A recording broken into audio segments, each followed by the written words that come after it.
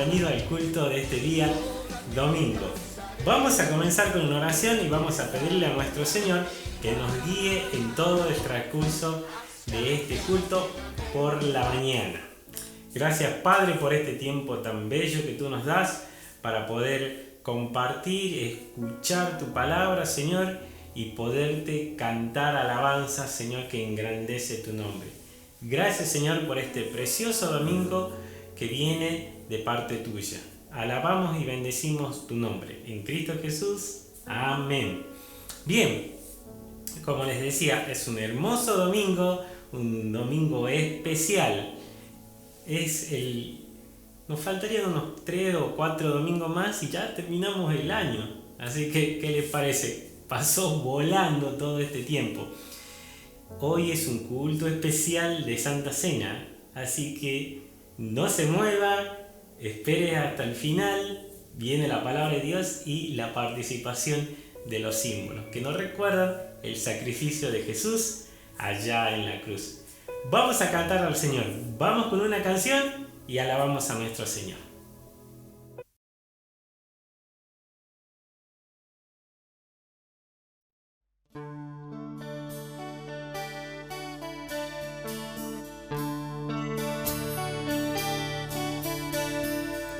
Eres mi Dios, te entrego mi corazón, eres todo para mí, mi gran amor.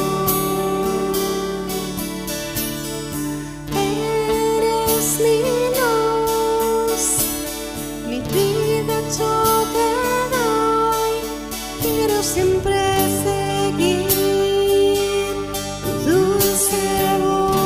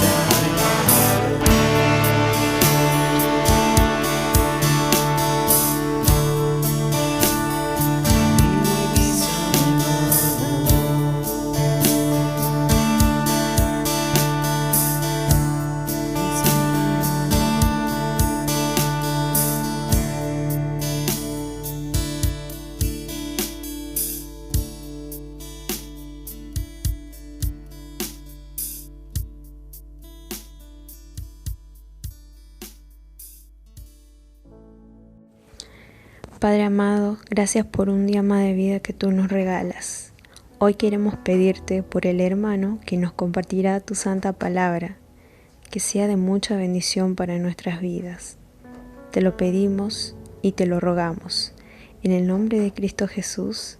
Amén. Hoy la prédica nos lleva al Antiguo Testamento, al libro de Isaías, capítulo 53, versículo 4 al 6. Ciertamente llevó Él nuestras enfermedades y sufrió nuestros dolores, y nosotros le tuvimos por azotado, por herido de Dios y abatido. Mas Él herido fue por nuestras rebeliones, molido por nuestros pecados. El castigo de nuestra paz fue sobre Él, y por su llaga fuimos nosotros curados. Todos nosotros nos descarriamos como ovejas, cada cual se apartó por su camino, mas Jehová cargó en Él el pecado de todos nosotros. Es palabra de Dios. También, en nuestra prédica, nos vamos al Nuevo Testamento, al libro de Juan, capítulo 19, versículo 4 al 6. Entonces Pilato salió otra vez y les dijo: Mirad, os lo traigo fuera para que entendáis que ningún delito hallo en él. Y salió Jesús, llevando la corona de espinas y el manto de púrpura. Y Pilato les dijo: He aquí el hombre. Cuando le vieron los principales sacerdotes y los alguaciles, dieron voces diciendo: Crucifícale, crucifícale. Pilato les dijo: Tomadle vosotros y crucificadle, porque yo no hallo delito en él. Es palabra de Dios.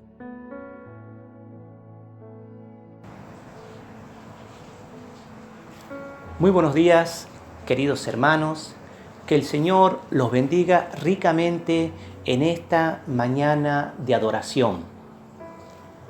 Ecce homo, es decir, he aquí el hombre, o este es el hombre. Es la traducción que la Biblia latina, la Vulgata, dio al pasaje del Evangelio según San Juan. Se trata de las palabras pronunciadas por el gobernador romano Poncio Pilato cuando dirigía las vidas de Judea, cuando presentó a Jesús ante la muchedumbre, quien estaba con una corona de espinas y un manto púrpura. Entonces Pilato dijo: He ahí al hombre. Pero antes, Jesús había sufrido el severo y cruel tormento de la flagelación. La flagelación tenía como propósito llevar a la víctima a un punto extremo entre el colapso y la muerte. El abuso físico sufrido por Jesús y mental por los romanos y los judíos hacía que tuviera una sed intensa, un cansancio tremendo y el desangramiento, contribuyendo todo esto a que su condición se debilitara y entrara en un estado de shock generalizado. He aquí el hombre. Las palabras del gobernador romano resumen en esta mañana y se dirigen también a todos nosotros, quienes de alguna manera u otra hemos escuchado el Evangelio que se predica, la encarnación del Verbo de Dios. En esta mañana y a la luz del Espíritu Santo y aferrándonos a las Sagradas Escrituras, contemplaremos a Ecce homo, a Jesús, el Verbo encarnado de Dios, divino y humano.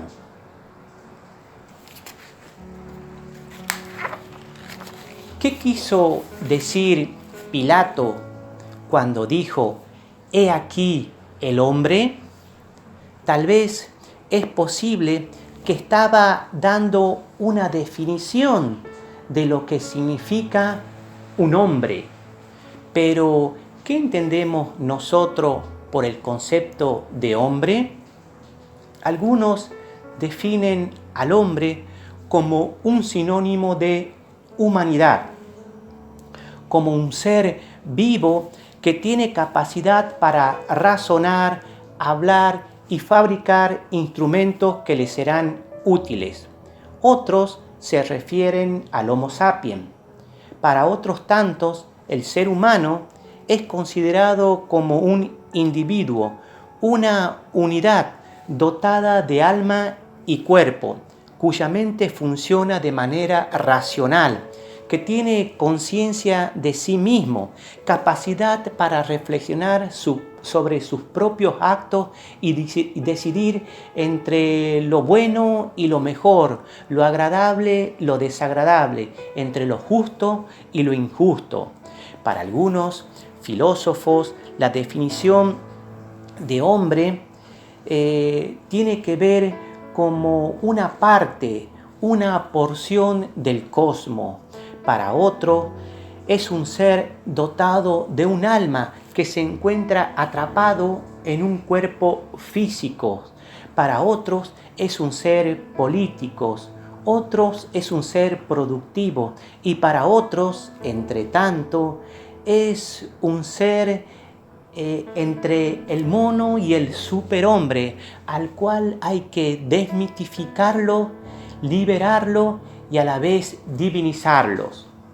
No obstante, nos dicen los sociólogos que hoy en día, al hablar de hombre, tenemos que hablar de un hombre like o de una humanidad like, que de alguna forma este tipo de personas tienen un plan de vida sustentada en los sinvalores, que lo permisivo sustituye a lo moral, centrado en el reconocimiento más por el dinero que por el ser, comprobando compulsivamente que a veces se compra cosas que son innecesarias, que se busca lo nuevo, lo efímero antes que lo permanente, que busca tener emociones fuertes y nuevas constantemente, y que vive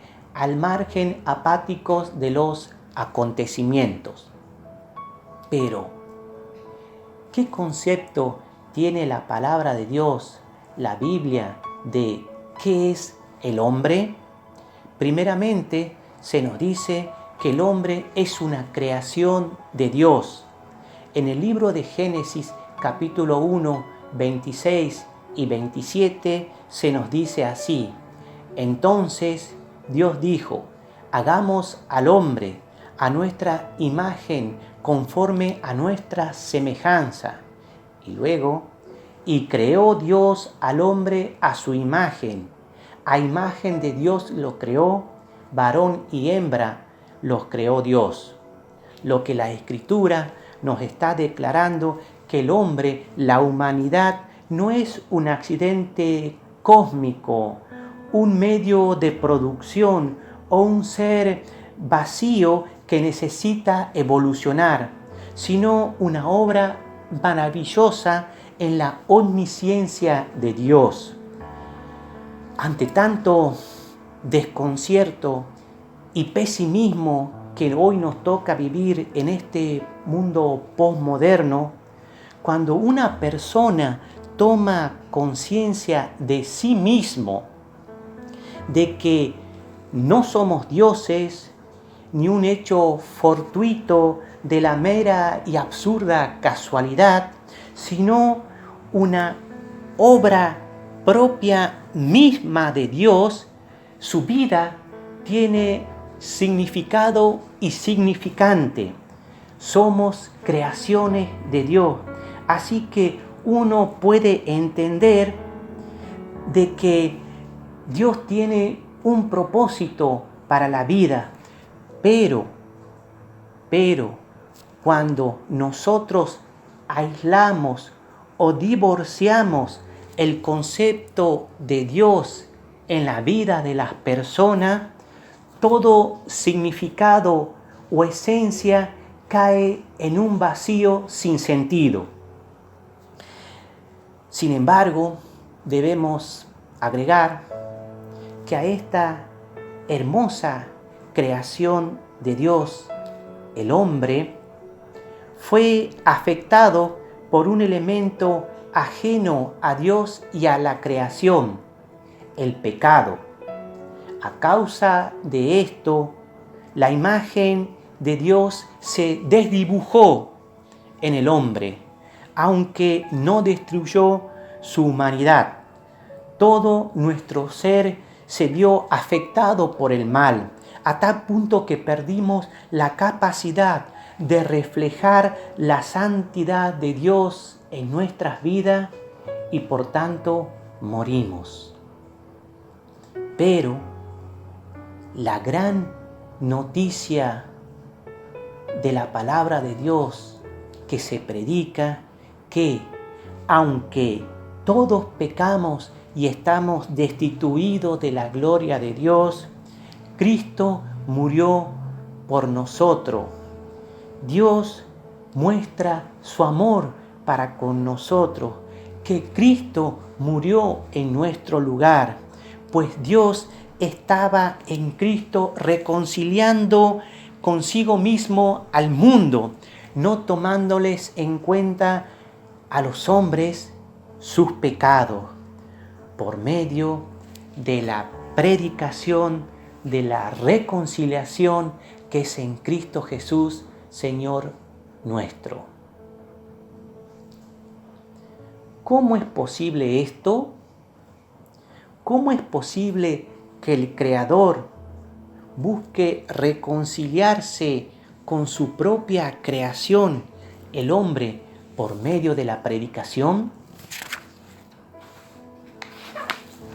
Pues bien, como el hombre es incapaz por su propia humanidad satisfacer las demandas de un Dios santo, de un Creador santo, fue necesario desde toda la eternidad que Dios idease un plan y que se encarnase en la naturaleza humana de Cristo, para que Él y solo Él, Dios, pudiera en representación de todos sus escogidos cumplir así la demanda de su propia ley. Podemos decir entonces que las palabras de Pilato, «He aquí el hombre», revelan más de lo que él podía entender y saber. Así, al igual como Caifás cuando dijo, «Es más conveniente que un hombre muera por el pueblo que toda la nación», sin saberlo, Caifás estaba profetizando que estaba presentando al Hijo de Dios, que vino a dar su vida en rescate por muchos.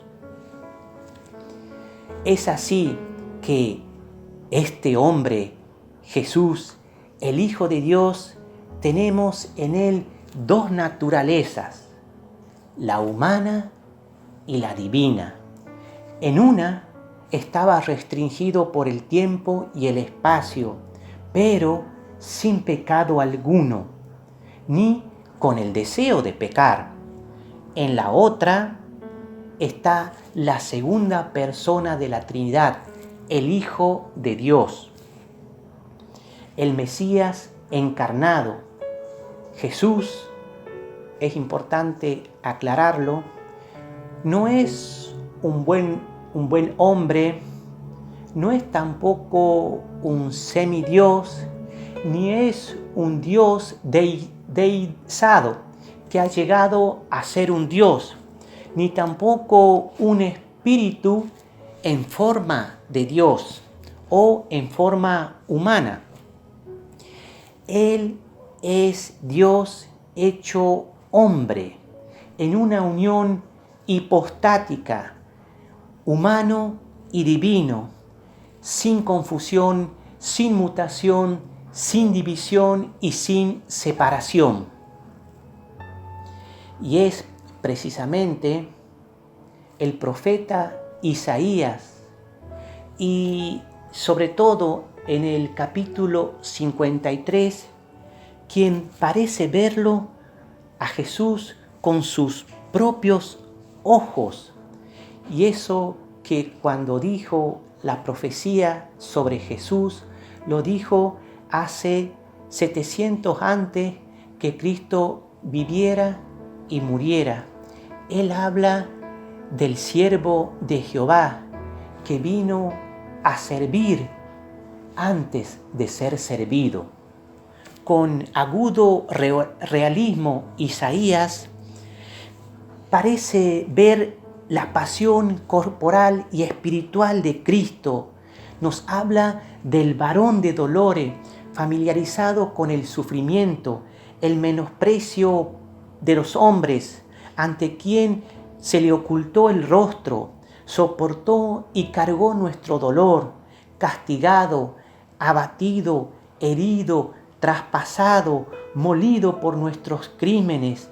Su cruz y su muerte fueron nuestra paz y nuestra vida. He aquí al hombre. Dice la palabra del Señor. Entonces Pilato otra vez les dijo: mirad, os traigo fuera para que entendáis que ningún delito hallo en él. Y salió Jesús llevando una corona de espina y un manto púrpura. Y Pilato dijo: he aquí el hombre.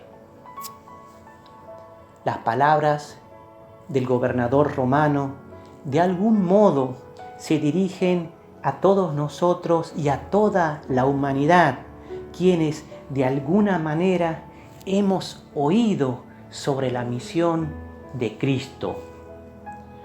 Contemplar a este hombre, parece decirnos el funcionario romano, pero ¿qué contemplamos nosotros de Cristo? Con este acto nos hace pensar que las palabras dichas por Pilato probablemente querían darnos a entender que el sufrimiento de Jesús ya era suficiente, que era digno de piedad y de compasión, y que debería ponérselo en libertad, porque él bien dijo que este hombre no ha cometido ningún delito, es inocente. He aquí el hombre. El gobernador intentaba demostrar que Jesús no representaba ninguna amenaza ni para los judíos ni los romanos.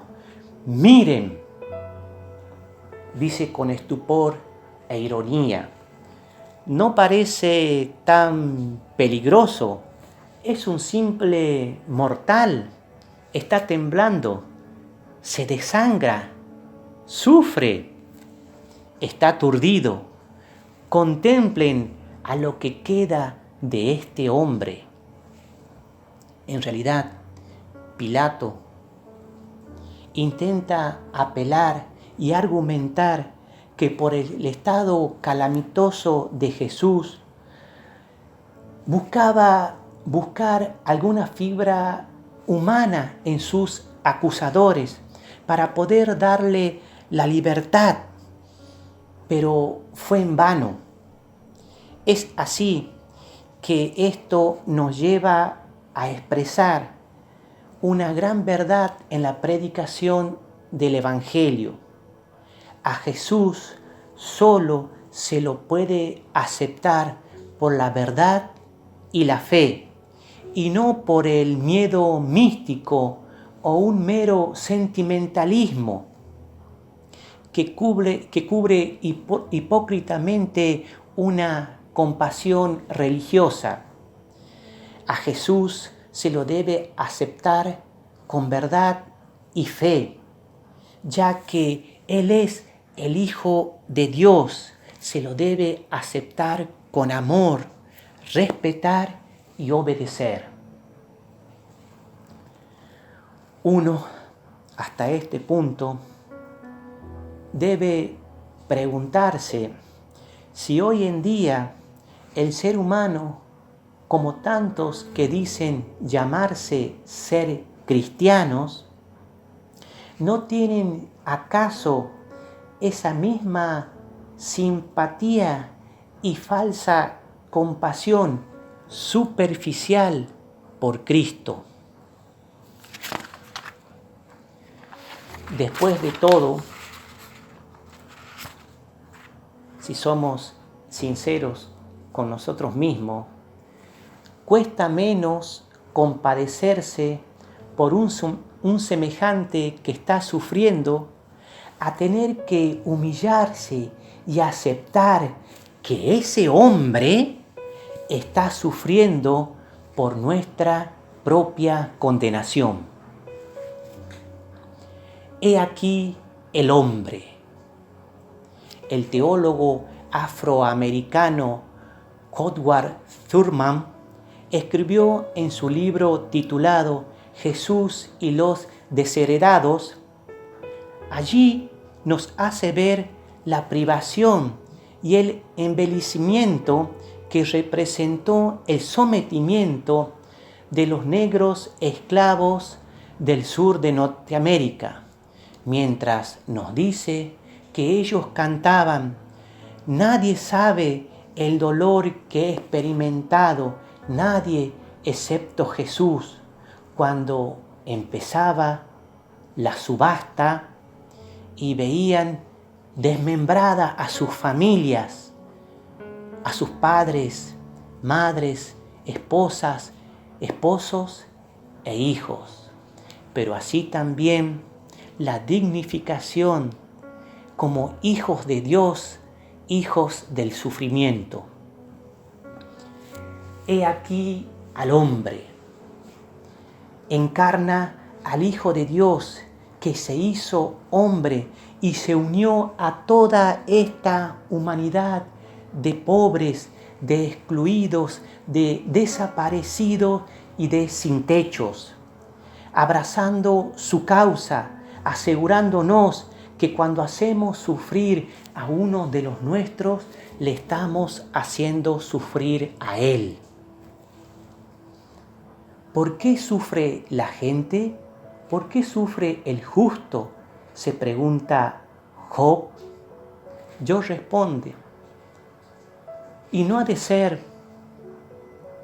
por Dios, porque justamente en el pretorio romano se encontraba ante esa turba que lo acusaba a Jesús como un malhechor temblando de dolor. De igual modo, hoy en día el mundo acusa a Dios por los males que le acontece, cuando en realidad se encontraba allí Dios en ese hombre sufriendo por la humanidad. Crucifícale, crucifícale, gritaba la gente, y en esa gente estábamos nosotros. De alguna forma esto visualiza el odio que se tiene el hombre a sí mismo y que tiene a sus semejantes.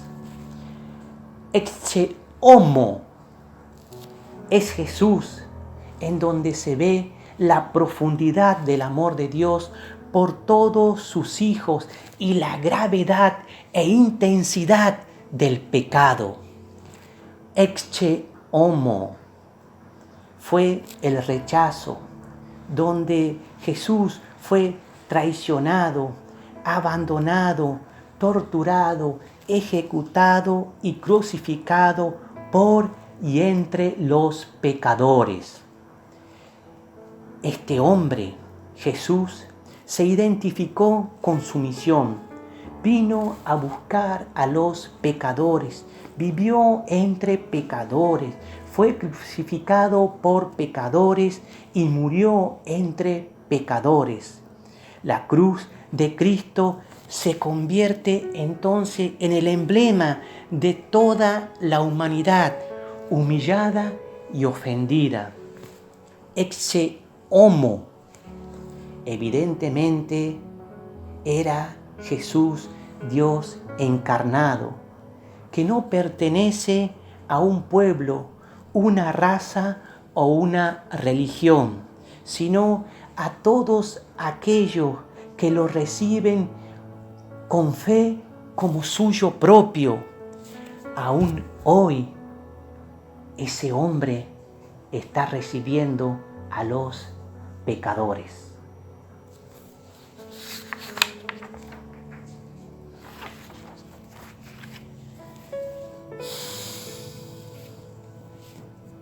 Aunque Pilato, como muchos, buscaba mantenerse al margen de la cruz de Cristo, la cruz de Cristo en un menor o mayor sentido, grado, nos afecta la vida de todas las personas.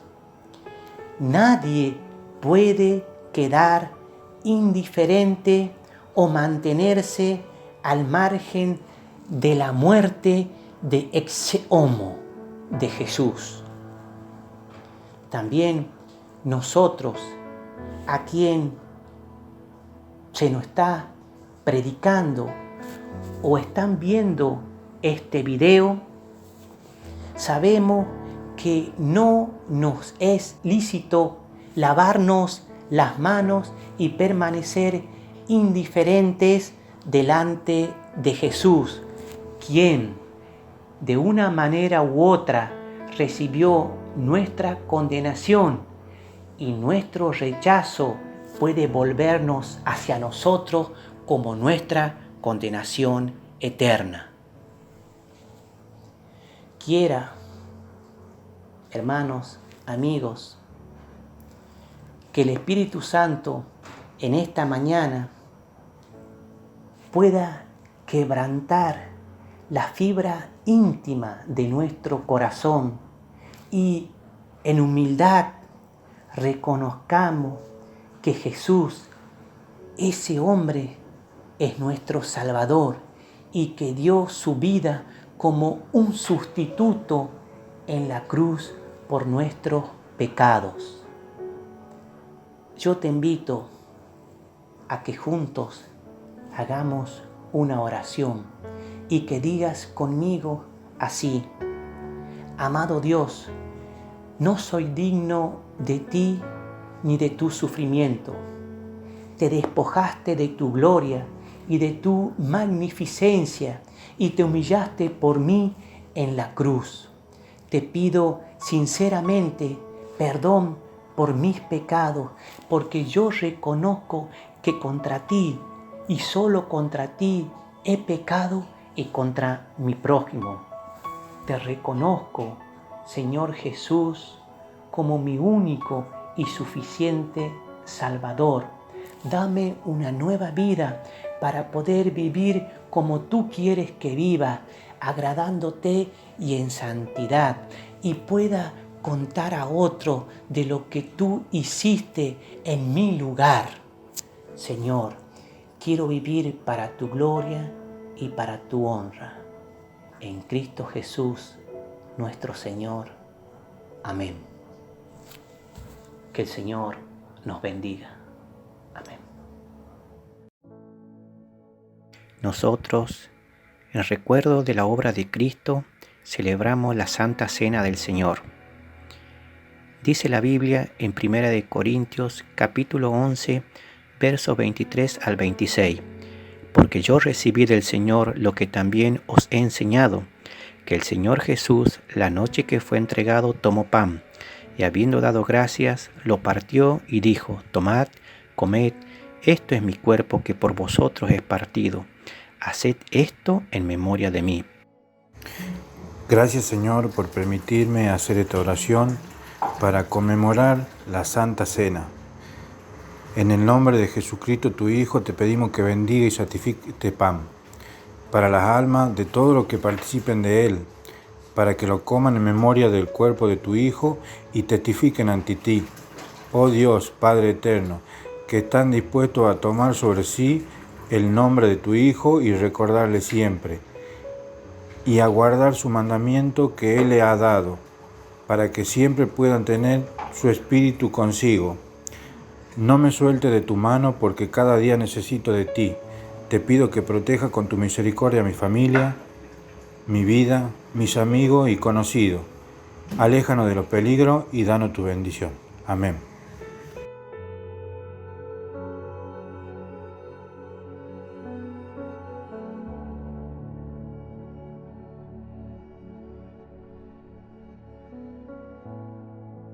Asimismo, también tomó la copa después de haber cenado, diciendo: Esta copa es el nuevo pacto en mi sangre. Haced esto todas las veces que la bebiereis en memoria de mí. Así pues, todas las veces que comiereis de este pan y bebiereis de esta copa, la muerte del Señor anunciáis hasta que Él venga. Que el Señor nos bendiga. Oh Dios mío, Padre eterno, en el nombre de Jesucristo, tu Hijo, te pedimos que bendiga y santifiques este vino para las almas de todos los que beban, para que lo hagan en memoria de la sangre de tu Hijo, que por ellos se derramó, para que santifiques ante ti, oh Señor, Padre eterno, que siempre se acuerden de Él, para que puedan tener su espíritu contigo. Gracias, Señor, por permitirme hacer esta oración, que cada persona que esté reunida hoy en su hogar sea bendecida, Señor. Amén.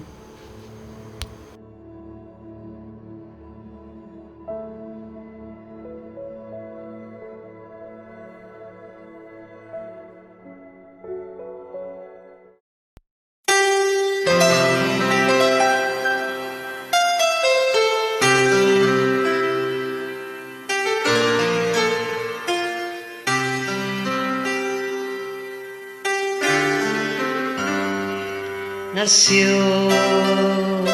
como un bebé pequeño, nada más, como uno de entre tantos que a la vida nacen ya. No ocurrió nada más, era un niño.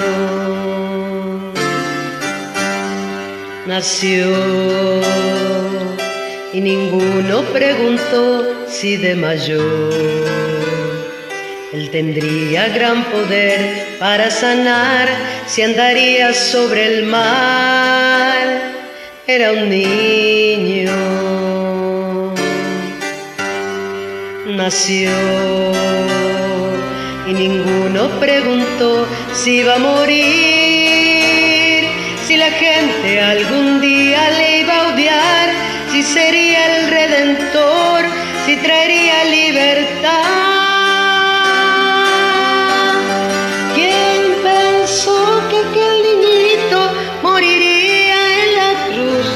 Trayendo a nuestro mundo nueva aurora de luz y una nueva vida y una oportunidad de llegar al Padre una vez más.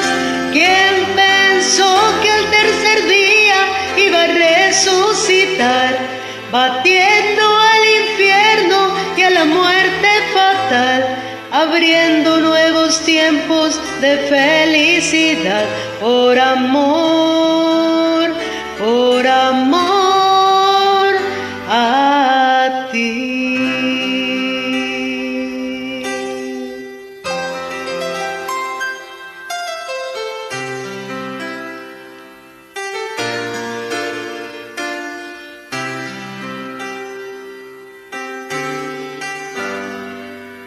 Hoy nuestro mundo se ha olvidado de Jesús.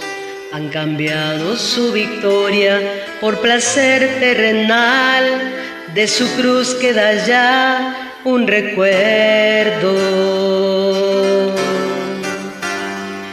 vivir, matar si es necesario alguna vez, cortar la vida antes de que pueda aún nacer, y del niño de Belén un recuerdo. Jugar a ser una mejor generación, marcharse si es posible del hogar, sembrar odio y rencor sin saber perdonar. Escucha en esta hora la eterna verdad, que el niño de Belén un día va a regresar, y en gloria y en poder Él juzgará tanta maldad, marcando frontera final, y todo el universo le podrá contemplar, y toda obra oculta a la luz nacerá. Su iglesia marchará con Él a un nuevo lugar, un hogar, un dulce hogar que Él prepara ya.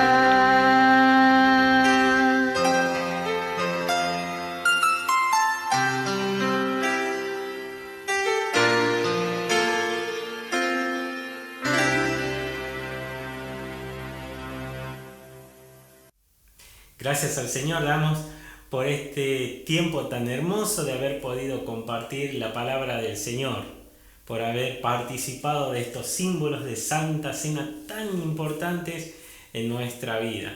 Y damos gracias al Señor porque podemos cantar y alabar al Señor en plena libertad.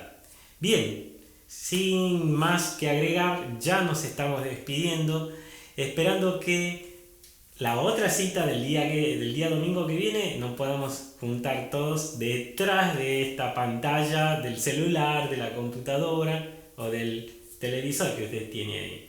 Bien, nos despedimos con oración, rogamos que Dios le bendiga y que tenga una preciosa semana. Hasta la semana que viene. Chau, chau. Gracias, Señor, por tu palabra transmitida, Señor, a través de nuestro hermano. Gracias, Señor, porque tú siempre estás con nosotros. Te pido, mi Señor, que tú nos protejas siempre y que siempre podamos estar reunidos, Señor, así de forma virtual, hasta que podamos, Señor, estar otra vez, Señor, en tu casa. Una bendición especial para cada uno de ellos te pido, mi Señor. En tu nombre santo te lo pido. Amén. Que el sermón del monte aún está en vigor,